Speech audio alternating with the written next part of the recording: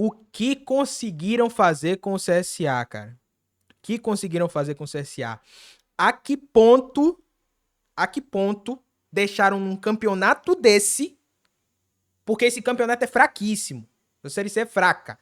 Nível técnico fraco. Com o CSA com 1.500 chances para se classificar, um time minimamente organizado e que tivesse levado essa Série C a sério, já estava classificado, ó, há tempo. O CSA não só está eliminado hoje, porque conseguiu perder para a Ponte Preta em casa por 2-1 contra um time que estava devendo o salário há não sei quantos meses. E a gente vai falar tudo isso aqui, tá?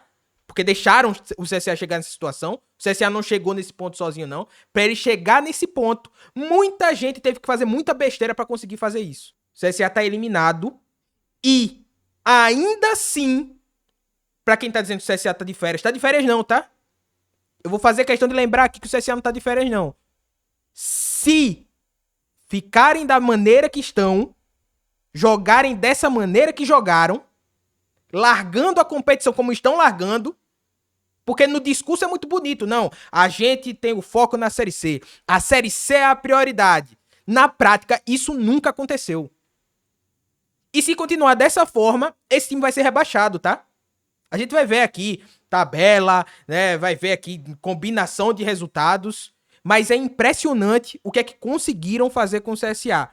Só um elemento nesse clube não é culpado. Só um. O torcedor. O torcedor que apoiou até o final. Que até agora ainda estava acreditando. Que ainda vai acompanhar esse campeonato até o final, porque tem um medo muito grande desse time ser rebaixado. Porque ele ama o escudo. Ele ama o clube. Ele cresceu com isso daqui e não quer ver 10 anos depois esse clube voltar para uma Série D do Campeonato Brasileiro. Porque foi isso que fizeram. E os discursos, e é isso que me pega mais, o discurso é sempre que não, o ano tá maravilhoso. O ano tá ótimo. A gente dizia que se o CSA terminar o ano em agosto, o ano foi um desastre. Pode ter ganho qualquer coisa. Pode ter eliminado o Flamengo, Real Madrid, Bahia. O CSA terminando o ano em agosto. Poderia ter ganho o Alagoano. Poderia ter ganho a Copa do Nordeste. Se terminou o ano em agosto, é um desastre. Um desastre. Porque o principal campeonato do CSA era a Série C. Era a Série C. Agora é se contentar mais uma vez com permanência. Porque, repito, o CSA não tá livre, não. O CSA ainda briga contra rebaixamento. Rodou e a briga do CSA vai ser contra rebaixamento. Porque com todas as oportunidades que tiveram, conseguiram deixar chegar nessa situação. Todos os erros que cometeram, e deu tempo, tá? Deu tempo. Muita gente avisou. Dava, porque dinheiro tinha. Olha, se tem uma coisa que o CSA não pode dizer, é que não tinha dinheiro. Ah, mas tinha muitas competições. Um elenco enxuto. Então contrate. Quantos vezes eu não falei aqui? Pô, realmente, tem muitas competições. Não dá pra você jogar com um elenco curto, então contrata. Contrata o jogador titular. Não é jogador reserva, não. Mas trouxeram. Trouxeram o Jackson. Que não jogou e não vai jogar pelo CSA, tá? Não vai jogar pelo CSA. Adiel. O Ciel, que hoje, mais uma vez, era o jogador que vinha pra resolver a situação. Na cara do gol, hoje ele perdeu um centroavante com um monte de pedido que ele fez antes de chegar aqui. Não é pra perder um gol daquele, não. E seu Thiago Marques também não era pra perder um gol daquele, não. A Ponte Preta implorou pra tomar gol no primeiro tempo. Implorou. Começou com 19 minutos com o jogador expulso. O CSA teve um primeiro tempo, metade de um primeiro tempo, mais de uma metade, né? De um primeiro tempo para conseguir fazer um gol. O técnico da Ponte Preta, em momento nenhum, ele organizou o sistema defensivo. Eram 3 zagueiros, ele pegou, voltou para uma linha de 4 com um rombo do tamanho do mundo naquele sistema defensivo. E o CSA não conseguiu fazer um gol. O Igor não teve a capacidade de chegar e fazer uma substituição. Colocar o time pra frente. Chega no segundo tempo, tira o Cachoeira, que totalmente sem função, totalmente sumido no primeiro tempo. Coloca o Brian, que também não apareceu. Jogadores que eram pra ser os protagonistas, que deveriam chegar pra resolver. E se eles não tinham a condição de chegar pra resolver, era pro CSA ter contratado alguém. Tempo teve. Dinheiro teve. Mas o técnico Igor Magalhães, ele perde por 2-1, monta um esquema, um modelo de jogo diferente, né? Ele traz Ramon, ele traz Diogo Batista, volta o Ciel como titular, Eduardo Biazos volta pra zaga, Silas como titular, e o CSA no primeiro tempo não teve criação no meio. Esse foi o problema. Tudo que o CSA criou no primeiro tempo foi de duelos ganhos no meio de campo. Aí a bola acabava sobrando, inclusive o lance da expulsão foi isso. Foi a saída de bola errada da Ponte Preta, o CSA conseguiu roubar com o Ciel. Esse foi a tônica do primeiro tempo do CSA. Quando isso não acontecia, o CSA não conseguia criar, porque não tinha ninguém para fazer isso. E na hora das substituições, que o Igor demorou para fazer, para mim demorou para fazer, se tinha um jogador expulso com um a mais, você tá jogando dentro de casa precisando da vitória, pra que você vai continuar com 3 volantes? Bota alguém para armar esse jogo. Abre mão de um dos volantes. Não fazia sentido você continuar com um lateral defensivo. Deixa o Diogo na lateral direita, que eu acho que ele fez um bom primeiro tempo. Tira o Ramon, não por uma má partida do Ramon, mas porque o CSA precisava do gol, precisava ir pra frente. Coloca o Brian, era o melhor nome, mas o Igor escolheu não. O Igor escolheu esperar. E o CSA ficou aí nessa situação. Não fez o gol no primeiro tempo. No segundo, a Ponte Preta retomou a sua estratégia, conseguiu se organizar e num gol em que parecia que o Islam estava com uma tonelada nas pernas. Parecia que ele estava segurando uma mochila, porque o atacante passou por ele numa velocidade tão grande que ele até o movimento de marcação ele fez errado, deixou o jogador passar. E aí o Toró foi lá e fez o gol. E o lance da expulsão do Biazos, aliás, as duas expulsões foram muito bem feitas, já não tem um lado do que falar da arbitragem. A arbitragem aqui beirou a perfeição, né? Na Série C, a arbitragem, para o nível da Série C, a arbitragem estava ótima. O CSA, o Biazos, também deixou o atacante passar sozinho. Passou atrás dele e conseguiu chegar ainda na velocidade. 2 zagueiros muito lentos no lance. E aí o CSA ficou com 1 a menos também. E agora com um pênalti que, pra completar tudo, quem fez o gol foi o Diogo Silva. Vamos mostrar a tabela aqui do Campeonato Brasileiro? Meu povo, amanhã a gente vai trazer tudo com mais calma, tá? O que é que o CSA precisa, o que é que vai deixar de precisar, quem é desfalque, quem é que não é, porque o CSA ainda vai cheio de desfalque pra jogar contra o Brusque, né? Mas o CSA termina a rodada na 14ª colocação com 22 pontos e aí vai ter que torcer por um tropeço do Itabaiana, que joga contra o ABC, né? Aí um empate já salva o CSA do rebaixamento. O Anápolis tropeçar e o Maringá. Um empate do Maringá já faz o CSA perder posição. O CSA iria para a 15ª colocação. Então, assim, não é fácil. A situação do CSA não é fácil. Não tô dizendo aqui que o CSA vai ser rebaixado.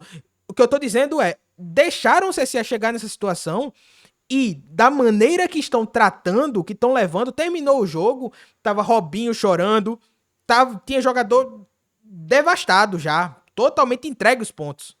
É isso que me preocupa. Então, assim, é complicado.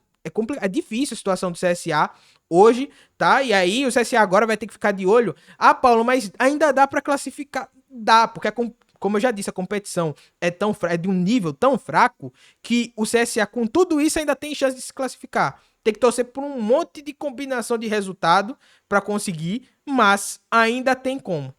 Ainda tem como. Por incrível que pareça, ainda tem como classificar. Mas agora, sinceramente, em casa não conseguiu fazer esses resultados com o Brusque lá no campo da maneira que é. Os jogadores destruídos psicologicamente, como eu vi agora no final do jogo, é muito difícil. Aí vai ter que contar com a sorte novamente, os confrontos dos times que estão abaixo do CSA, como eu já falei, ABC e Itabaiana. O Anápolis enfrenta o Botafogo da Paraíba. O Maringá enfrenta o Caxias, já classificado dentro de casa. Lembrando que aqui um empate, o Maringá já passa o CSA.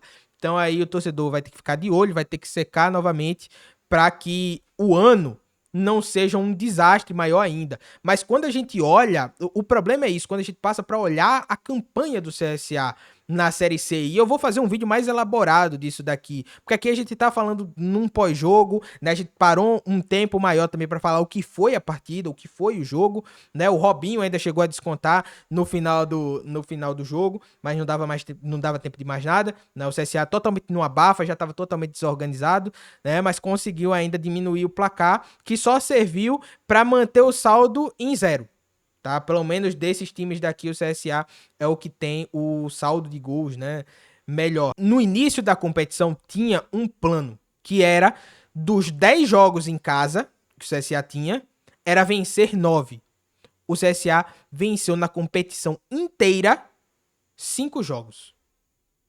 E desses 5, só 4 foram em casa. Quando a gente pega a competição como um todo, fica muito claro, era o CSA poupando em jogo que na época era confronto direto e não era pra poupar. Só que aqui, e é isso que eu vou bater na tecla, o CSA não faltou dinheiro esse ano. Dava pra ter contratado. Os jogadores receberam e receberam muito bem pra passar de fase, tá? O extracampo do CSA, a gente viu que esses últimos meses foi uma bagunça completa. E aí um colega meu da rádio tava falando, Paulo, mas sinceramente, se a gente olhar direitinho, pense comigo, um time que demite um técnico, porque em tese ele não servia, traz um outro pior que ele, e aí 15 dias depois, 16 dias depois, 17 dias depois, contrata esse técnico de novo, recontrata, né, o técnico que demitiu, pra ele ser a salvação da pátria. Isso daí é um time organizado, é um clube organizado? Bicho, quando a gente pra olhar, tem uma máxima no futebol que é a bola não entra por acaso. Aí é um dia antes de uma decisão, é assunto de extracampo explodindo. Eu espero que agora esses assuntos venham realmente à tona. E que realmente venham com provas e realmente debatam isso. Porque agora o CSA vai ter tempo, né? Espera o jogo contra o Brusque acabar. Aí realmente começa a pensar nisso. Começa a pensar se vai virar SAF, se tem condições, né? Terminar todo esse processo aí. Mas que o CSA não dá pra ficar do jeito que tá, não dá. Quando a gente para friamente pra analisar esse clube, em muitos pontos, não parece um time profissional, um clube profissional. E a gente tá em 2025, um clube que um dia desse estava numa Série A de Campeonato Brasileiro. Parou no tempo. E aí muitos torcedores já colocavam aqui e falavam isso. Repito, o torcedor não tem culpa de nada. O torcedor não tem culpa de nada.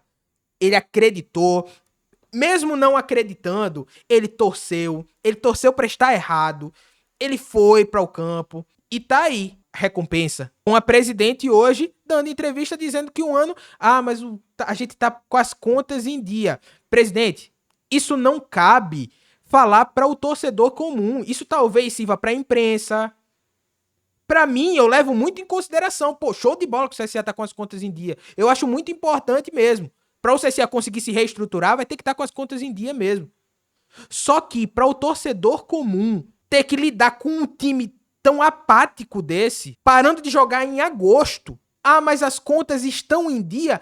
Meu irmão, esse torcedor não quer saber se as contas estão em dia, quer saber se o time dele tá ganhando. Se o time dele tá ganhando título, se o time dele tá se classificando, se tá ganhando acesso. E não é o caso. Enfim, não sei qual vai ser os próximos passos do CSA, mas amanhã a gente tá aqui novamente pra conversar sobre isso. Mas essa é a minha opinião. Eu quero que você deixe aqui embaixo a sua. Independente de qual seja. Mesmo se você discordar de mim, deixa aqui nos comentários, tá?